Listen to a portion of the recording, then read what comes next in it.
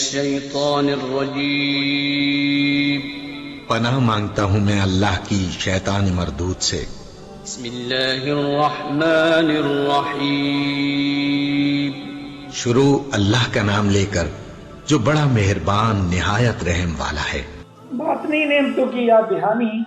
اوپر اللہ تعالیٰ نے تمام انسانوں پر جو ظاہری انعامات فرمائے ہیں، جیسے زمین اور آسمان بنانا اور زمین پر ہر قسم کے سامان انسانوں کی ضرورت اور فائدے کے پیدا کرنا، ان کا ذکر فرمایا تھا، جس سے مقصود اپنی توحید کی طرف دعوت دی تھی۔ اب نعمت کی دوسری قسم یعنی باطنی نعمتیں جو بنی نوع انسان کو عطا فرمائی گئیں، ان کو یاد دلا کر انسانوں کو اللہ کا شکر گزار اور مطیع و فرما بردار بندہ بننے کی دعوت دی جا رہی ہے۔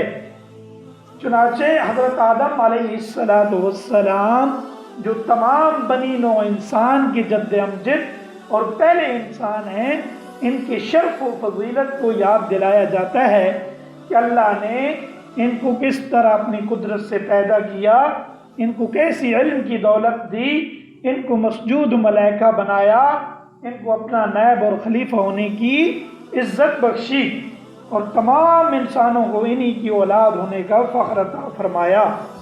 اسی غرض سے حضرت آدم علیہ السلام کی قصے کو بیان فرمایا جاتا ہے۔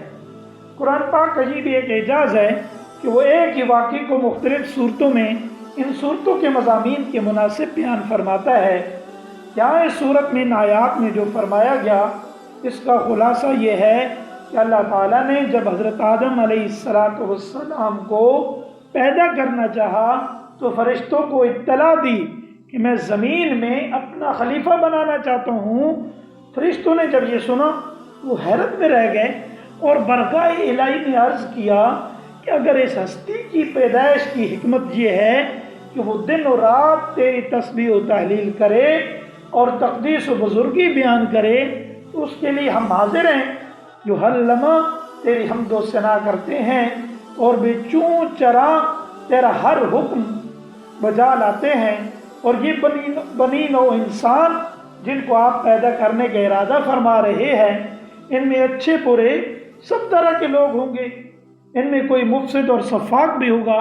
اور یہ بات اللہ تعالیٰ نے ملائکہ کو کس طرح معلوم کرا دی کہ بنی آدم میں بھلے برے سب طرح کے ہوں گے۔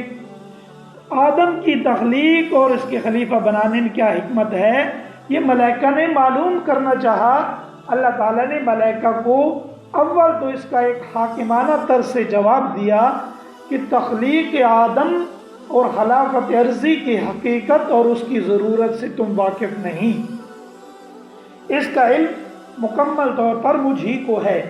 دوسرا جواب حکیمانہ انداز سے دیا گیا تاکہ ملائکہ کو حضرت آدم کی برتری اور اپنے عجز اور درماندگی کا مشاہدہ ہو جائے۔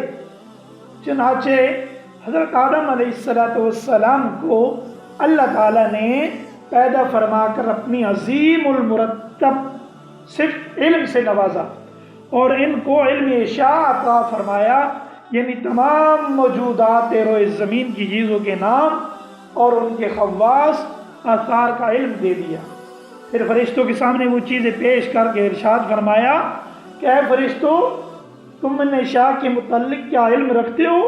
وہ لا علم تھے، کیا جواب دیتے؟ انہوں نے اپنے عجز کا اعتراف کیا۔ اس پر آدم علیہ السلام کو خطاب ہوا کہ فرشتوں کو ان کے اسماء بتائیں۔ چنانچہ آدم علیہ السلام نے فوراً سب بتا دیے۔ اس طرح آدم علیہ السلام کی فضیلت اور برتری کی ایک اور صورت کا اظہار کیا گیا کہ آدم علیہ السلام کو ایک طرح معلم کا درجہ دیا گیا اور فرشتوں کو طالب علم کا۔